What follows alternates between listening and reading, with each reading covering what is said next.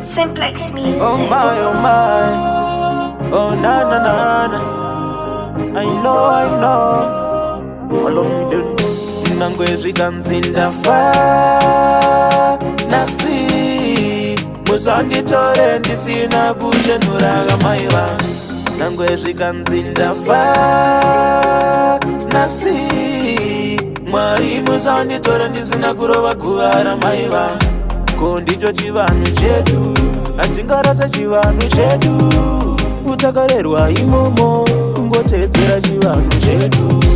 Ndichatoriro vakura,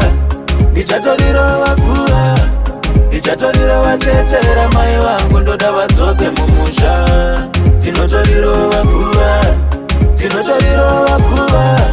Tinotoriro vachete mudzimu wamai ndoda udzoke mumusha.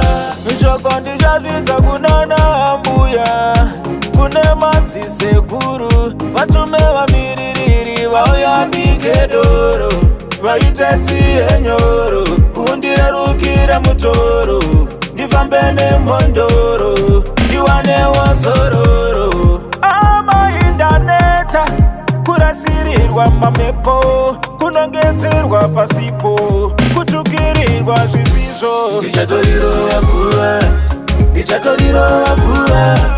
Ndichatoriro vachetera mai vangu ndoda vadzoke mumusha.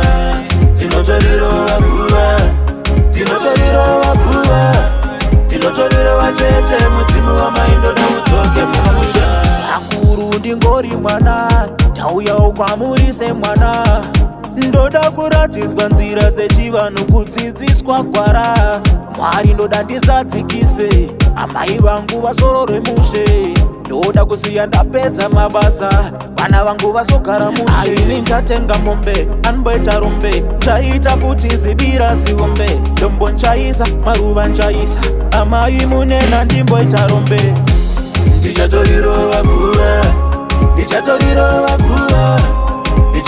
vachetera mai vangu ndoda vadzoke mumusha.